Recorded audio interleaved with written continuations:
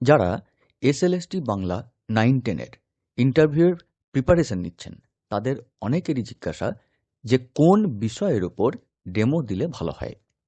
আমাদের এর আগের একটি ভিডিওতে একজন জিজ্ঞেস করেছেন যে অভিষেক কবিতাটি ডেমো হিসেবে দিলে কেমন হবে। সমস্ত বিষয়টি আমি বলে দিচ্ছি এবং শেষ কথাটিও বলে দেব। তবে তার আগে আমি আমার পছন্দ মতো কতকগুলি টপিককে এখানে নির্বাচন করে দিয়েছি। আমার মতে এই বিষয়গুলির উপরে ডেমো দিলে অনেক ভালো হয়।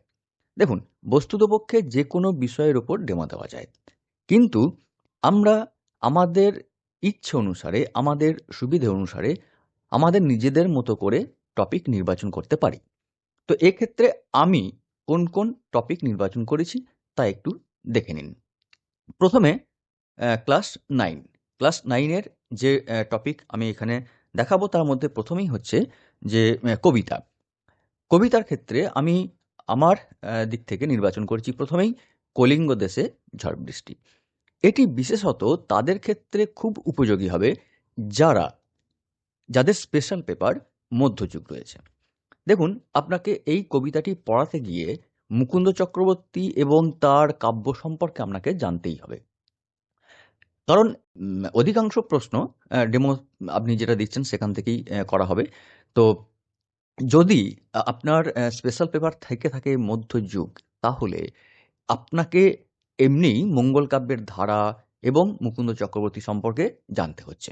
তো এখানে কিন্তু আপনার সেটা একটা বড় সুবিধা হয়ে যাবে যে আপনার অতিরিক্ত এক্ষেত্রে পড়ার মানে কোনো প্রয়োজন হচ্ছে না। আর কবিতাটি উপস্থাপনের ক্ষেত্রেও আমার মনে হয় অনেক বেশি সহজবোধ্য হবে যারা ডেমো দেবেন তাদের কাছে। এরপরে আমার পরবর্তী নির্বাচন হচ্ছে আকাশের ৭টি তারা। দেখুন, এটিও কিন্তু আপনার কবিতা শুরু করার আগে বা পড়ানোর আগে যে ভূমিকা, অর্থাৎ যে গৌরচন্দ্রিকা আপনি করবেন, যে জানা বিষয় থেকে অজানা বিষয়ের মধ্য দিয়ে ছাত্রছাত্রীকে নিয়ে যাবেন, সেটি কিন্তু খুব মানে উৎকৃষ্ট হয় এই কবিতাটা নির্বাচন করলে। কারণ দেখুন, আকাশের ৭টি তারা বলতে কি? হ্যাঁ? সেই সপ্তর্ষিমণ্ডলের কথা ইত্যাদি দিয়ে কিন্তু শুরু করা যেতে পারে। খুব একটা মানে অ্যা কি বলবো, সাধারণ কিছু কথাবার্তার মধ্য দিয়েই কিন্তু আপনি আপনার টপিকে ঢুকে যাওয়ার একটা অ্যা বড় সুযোগ কিন্তু থাকছে এই কবিতার ক্ষেত্রে। তো আমি এখানে অ্যা এই কবিতাটিকে নির্বাচন করছি। এরপরে যারা বিশেষত গান জানেন, তাদের জন্য অত্যন্ত হেল্পফুল হতে পারে ভাঙার গান কবিতাটি। দেখুন, এটি যদি কেউ ডেমো হিসেবে দেন, তাহলে অ্যা এই যে গানটি, হ্যাঁ? এটা প্রকৃতপক্ষে কি বলুন তো? আপনি গান এটিকে গেয়ে শোনাতে পারবেন? আপনি কি গান জানেন? এরকম প্রশ্ন কিন্তু চলে আসতে পারে। তো যারা গান জানেন, তাদের জন্য এই কবিতাটি ডেমো হিসেবে দিতে পারলে আমার মনে হয় খুব ভালো। তাদের ক্ষেত্রে কি হবে, ওই যে গানের প্রসঙ্গে চলে গেলেন তারা, এবং আপনি গান জানেন কিনা হয়তো আপনাকে গেয়ে শোনাতেও বলতে পারেন তারা। তো এক্ষেত্রে আপনার পারফরম্যান্সকে কিন্তু বুস্ট করতে পারে এই কবিতাটি। তো আমার এক্ষেত্রে সাজেশন, এই ৩ টে কবিতা যদি নির্বাচন করতে বলা হয়, তো আমি এই ৩ টেকে নির্বাচন করেছি। এরপরে আমি গদ্যের জায়গাটায় চলে যাব। গদ্যে আমার ১ম পছন্দ এখানে হিমালয় দর্শন। কারণ এখানে বুঝতেই পারছেন যে হিমালয় দেখার কথা, প্রকৃতির কথা ইত্যাদি রয়েছে। তো এখানেও খুব সুন্দরভাবে আমরা ওই অজানা বিষয় জানার বিষয় থেকে অজানা বিষয়ের মধ্যে আমরা চলে যেতে পারি। কারা, কারা ঘুরতে ভালোবাসো, কেউ পাহাড়ে গেছো কিনা, হিমালয় দেখেছো কিনা ইত্যাদি বলে আমরা খুব একটা গল্প বলার মানে পরিবেশের মধ্য দিয়ে কিন্তু আমাদের পাঠ্যে ঢুকে যেতে পারি। তো এক্ষেত্রে কিন্তু হিমালয় দর্শন একটা ভালো আ অপশন। এরপরে পরবর্তী আমার নির্বাচন সেটা হচ্ছে দাম। আ দেখুন, দাম গল্পের বিষয়বস্তু প্রত্যেকেই জানেন, এবং অ্যা শিক্ষক ছাত্রের সম্পর্ক, এটার মধ্য দিয়ে বা এই প্রসঙ্গের মধ্য দিয়ে কিন্তু আমরা এই গল্পের ভেতরে প্রবেশ করতে পারি। বাকি আমার যে পরবর্তী গল্প সেটা একটু দেখে নেওয়া যাক। পরবর্তী গল্প আমি নির্বাচন করেছি রাধারানী। বঙ্কিমচন্দ্রের রাধারানী এ সম্পর্কে আ আপনারা অনেকেই খুব সুন্দরভাবে শুরু করতে পারবেন রথের মেলা আ তার প্রসঙ্গ দিয়ে। ফলে এই যে ৩ টি গদ্যকে আমি এখানে নির্বাচন করেছি, এই ৩ টি গদ্যকে আপনারা ভাবতে পারেন আপনাদের আ ডেমোর টপিক হিসেবে। এতে ছাড়া অন্য যেকোনো গল্প আপনি নিতেই পারেন। আ কিন্তু ওই যে বললাম যে কিছু বিষয় সেটা আপনাকে সমস্ত ক্ষেত্রেই যেকোনো টপিকে আপনি ডেমো দেন না কেন, আ বিষয়গুলিকে মাথায় রাখতে হবে। চলে যাই ক্লাস 10 এ। এটা গেল 9 এর। এবার আমরা ক্লাস 10 এর যদি কবিতা দেখি, তাহলে আমরা কোন কবিতা করাতে পারি? দেখুন ১ম এই হচ্ছে 'আয় আরো বেঁধে বেঁধে থাকি।' কবি শঙ্খ ঘোষের এই কবিতাটি বর্তমান দিনে অত্যন্ত প্রাসঙ্গিক মনে হতে পারে এবং শুধু তাই নয়, আমাদের জীবনের একটা আ অত্যন্ত আ বাস্তব সত্য, হ্যাঁ? সেই বিষয়টিকে এবং ছাত্রছাত্রীদের মধ্যেও যে ঐক্যের ভাবনা, হ্যাঁ? সেই ভাবনাটা দিয়ে আপনি আপনার মতো করে ভূমিকা গৌরচন্দ্রিকা তৈরি করে আপনি আপনার টপিকে চলে যেতে পারেন। পরবর্তী একটি কবিতা হচ্ছে 'সিন্ধু তীরে'। এটিও যাদের মধ্যযুগ রয়েছে তাদের ক্ষেত্রে ওই অ্যা আগে যেমন বললাম সেরকম এখানেও কিন্তু কাজে দেবে। তবে সৈয়দ আলাওল সম্পর্কে একটু আপনাকে অবশ্যই জানতে হবে। অলরেডি সেটা জানাই আছে আপনাদের। কারণ এসএলএসটি প্রিপারেশন নিতে গিয়ে বা অন্যান্য পরীক্ষার প্রস্তুতি নিতে গিয়ে আপনারা পড়েছেন মাদ্রাসা সার্ভিসের যারা প্রিপারেশন নিয়েছেন তারা আরও গভীরে গিয়ে হয়তো পড়েছেন ইসলামী সাহিত্য। তো সেখানে থেকে মনে হয় না যে খুব একটা অসুবিধা হবে। আর শব্দগুলোর মানে কিছু আপনারা বোর্ড ওয়ার্কের ক্ষেত্রেও আপনাদের প্রয়োজন হবে। তো সেক্ষেত্রে একটা আমার মনে হয় সুবিধাজনক অপশন হতে পারে সিন্ধু তীরে। পরবর্তী একটি কবিতা রয়েছে 'অস্ত্রের বিরুদ্ধে গান'। জয় গোস্বামীর এই কবিতাটিও আপনারা নিতে পারেন। হুম? আ যেকোনো আ মানে যুদ্ধ, শান্তি আপনারা পুরো বিষয়টা জানেন। তো এখানে আমার মনে হয় যে এই ৩ টে কবিতা আমরা ক্লাস 10 এর যদি আমরা নির্বাচন করি, সেক্ষেত্রে এই ৩ টে কবিতা আমরা করাতে পারি। চলে যাই গদ্যের ক্ষেত্রে। গদ্যের ক্ষেত্রে আমার একদম ১ম পছন্দ হচ্ছে 'হারিয়ে যাওয়া কালি কলম'।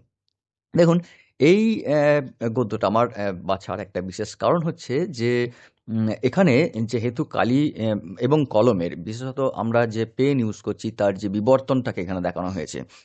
এই বর্তমান যুগের ছেলেমেয়েরা কিন্তু অ্যা লিকুইড যে ইঙ্ক পেন সেটা সম্পর্কে কিন্তু তারা প্রায় জানেই না। হ্যাঁ? তো তাদের কাছে অত্যন্ত একটা কৌতূহল জনক কৌতূহলোদ্দীপক হতে পারে এই বিষয়টা। আপনি এক্ষেত্রে আরো আমার মনে হয় যদি এটাকে কেউ নির্বাচন করেন, একটা যদি ফাউন্টেন পেন আপনি সংগ্রহ করে নেন, হুম? তাহলে খুব ভালো হয়। কারণ এক তো টিএলএম হিসেবে অত্যন্ত সহায়ক হচ্ছে। আর দ্বিতীয়ত যারা ছাত্রছাত্রী রূপে ওখানে বসে থাকছেন তাদের কাছেও কিন্তু বিষয়টা অত্যন্ত আ মানে কৌতূহল জাগানোর একটা জায়গা তৈরি করবে।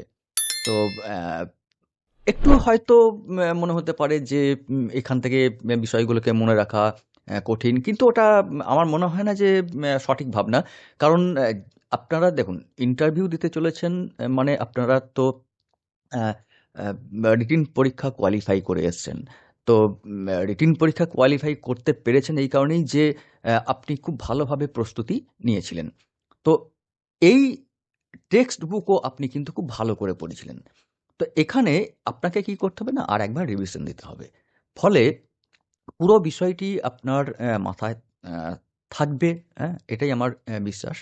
তো সেই জায়গা থেকে এটা কিন্তু করানো যায়। তবে আমি বললাম ১ম এই যে কারণে আমি এটাকে নির্বাচন করেছি যে ছেলেমেয়েদের কাছে অত্যন্ত কিন্তু আ মানে ইন্টারেস্টিং একটা টপিক হবে এবং তারা আ মানে মন দিয়ে কিন্তু আপনার পাঠদানটাকে শুনবেও। এবং যারা ডেমো নিচ্ছেন তাদের কাছেও বার্তাটা ভালো যাবে বলে আমার মনে হয়। দেখে নিই পরের গদ্য সেটা হচ্ছে বহুরূপী।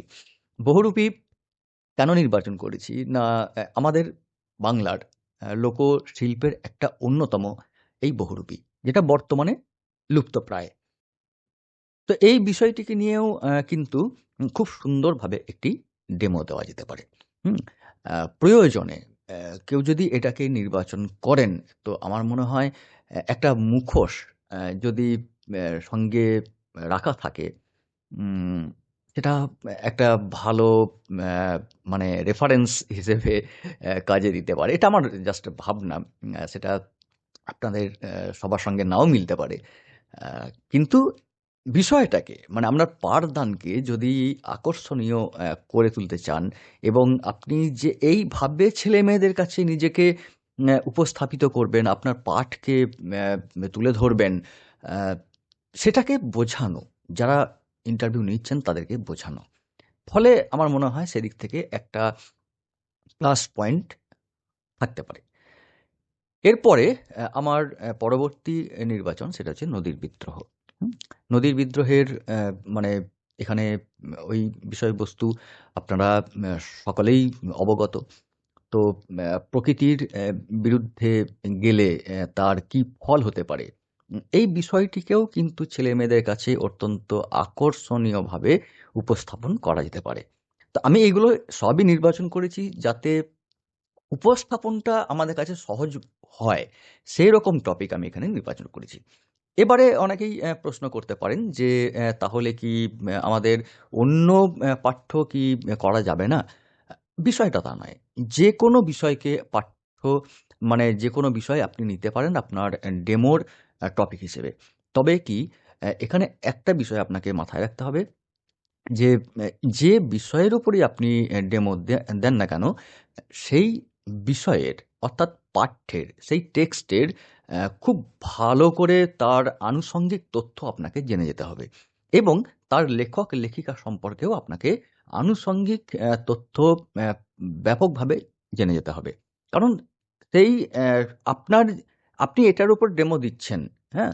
তার মানে অ্যা আমি যদি ইন্টারভিউ নিই, তো আমি সেক্ষেত্রে ধরেই নেব যে আপনার এই বিষয়টার উপর দখল আছে। সেজন্যই আপনি কিন্তু এই বিষয়টাতে ডেমো দিচ্ছেন।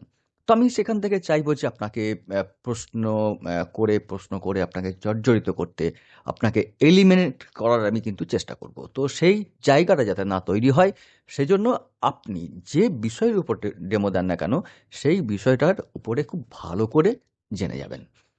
আর একটা কথা বলব যে আ ইন্টারভিউ নিয়ে অনেকেই কেউ যেমন জিজ্ঞেস করছিলেন যে, যদি কোনো উত্তর দিতে না পারি তো সেক্ষেত্রে কি হবে? দেখুন এক্ষেত্রে আমি বলব যে নিশ্চিন্ত থাকুন। আ ইন্টারভিউতে ১ টা ২ টো প্রশ্ন দেখুন সমস্ত বিষয় তো সবাই জানে না। হ্যাঁ? তো আমি না জানতেই পারি। কিন্তু আমার না জানাটা, হ্যাঁ? আমার মানে ঘাটতিটা আমি কিভাবে সেখানে উপস্থাপন করছি আমার ব্যক্তিত্বের সঙ্গে, সেটাই কিন্তু আ মূল বিবেচ্য বিষয়। তো এই বিষয়গুলি নিয়ে নিশ্চিন্ত থাকুন। প্রিপারেশন আ চালিয়ে যান। আর ডেমোর বিষয়টা অবশ্যই নিজেরা সিদ্ধান্ত নিন যে কোনটার উপরে আমরা ডেমো দিলে পারে আমি খুব ভালো উপস্থাপন করতে পারবো এবং সেখান থেকে প্রশ্ন এলে পারে যেকোনো ধরনের প্রশ্ন আসুক না কেন আমি তার সামনাসামনি করতে পারবো। ফলে শেষ কথা এটাই যে, যেকোনো বিষয় নিয়ে আপনি ডেমো করতে পারেন। কোনো এটা কোনো আ ফ্যাক্ট হয় না। তো আমি আমার মতো করে এখানে কতগুলো বিষয়কে দেখালাম। তো যাই হোক সকলে ভালোভাবে প্রস্তুতি নিন। আর সকলকে অনেক, অনেক শুভেচ্ছা।